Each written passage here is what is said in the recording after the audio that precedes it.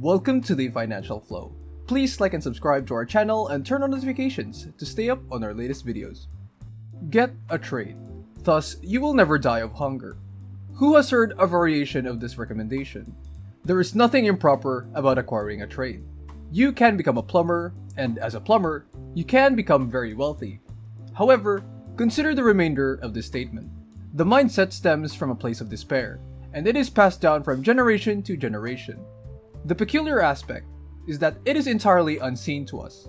That is a factory of the Industrial Revolution, approximately 100 to 120 years ago. What other structures do we currently have that resemble this factory? Schools. And this is an intriguing point. Run according to the mentality of the Industrial Revolution. The point is simply to assert that humans have unseen thought processes.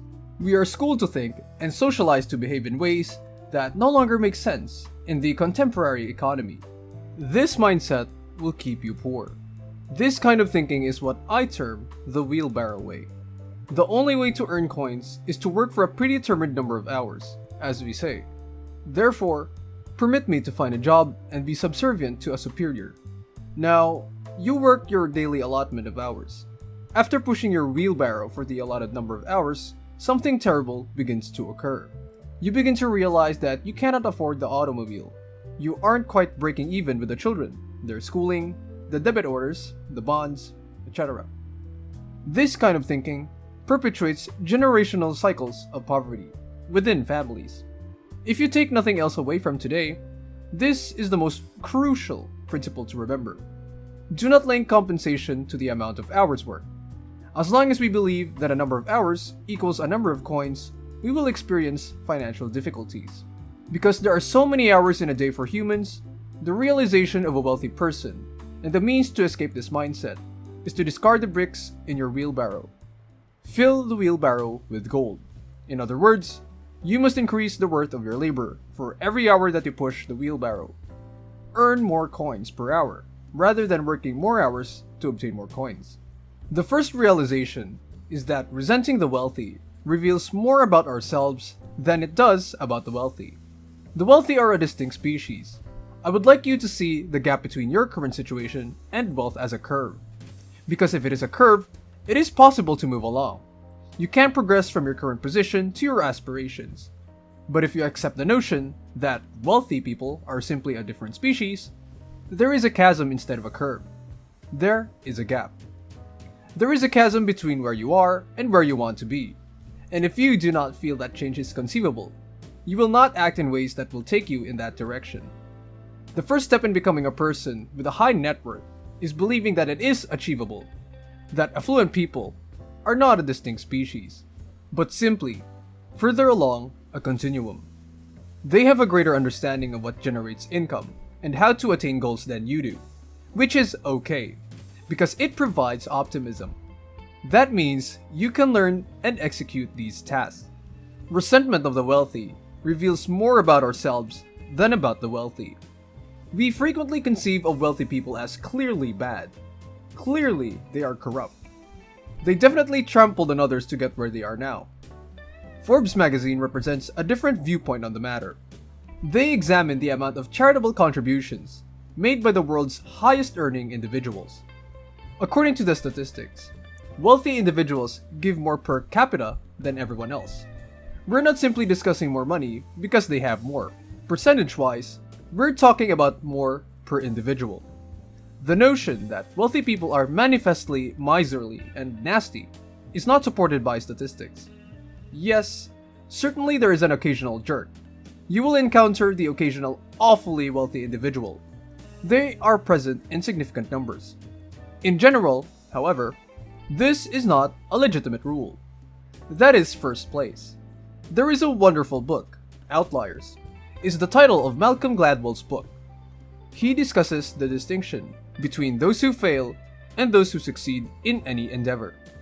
In addition, he describes how wealthy families educate their children a vastly different curriculum than middle class and poor families. Moreover, it is simply how you behave with authority. The middle classes and the destitute are instructed in authority, and according to Industrial Revolution ideology, you must dread the factory owner because he controls your life. Let's take a practical example. This is described in the book, Your Youngster is Going to the Dentist. The child will be taught by the middle-class family that the dentist is God.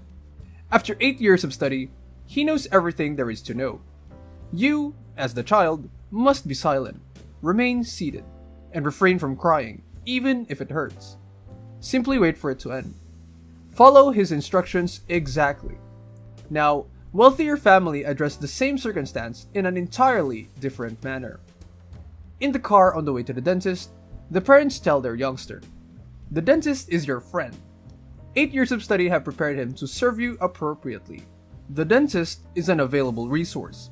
If you have any questions regarding your mouth, teeth, or anything else related to that area, it is your responsibility to consult a dentist." Consider a basic example of this kind of thinking, going to the dentist. Increase this way of thinking throughout the next 2 decades. Which of these 2 children will succeed in life? One is trained to fear authority. Shut up! Keep your voice down, and not make waves. While the other is taught the world is yours to utilize. All resources are available for personal use. Consider the impact that might have. Represent yourself. We must also educate our children to do so. A misconception about the Industrial Revolution asserts that authority is in charge and knows best. You must be silent and obey orders. You must function within a system, and as long as you perform your duties flawlessly and don't make waves, you will be alright. This viewpoint is 100 years out of date. We can no longer teach it. However, it also represents hope, because it indicates that anything is possible. It indicates that there are thoughts, ideas, knowledge, and education available. It is feasible. For decades, we've been told that to play things safe, you acquire a job and don't make waves. I contend that doing so is the most risky action imaginable. Because you are placing all of your eggs into a single basket. You are handing over your entire life, including your life, whose primary concern is not your welfare. That sounds quite perilous to me. People think becoming an entrepreneur is risky.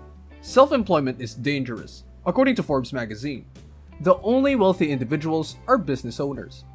The next step is if, as an entrepreneur, you attempt 10 big, brilliant ideas and 8 of them fail. You have 2 of them operational.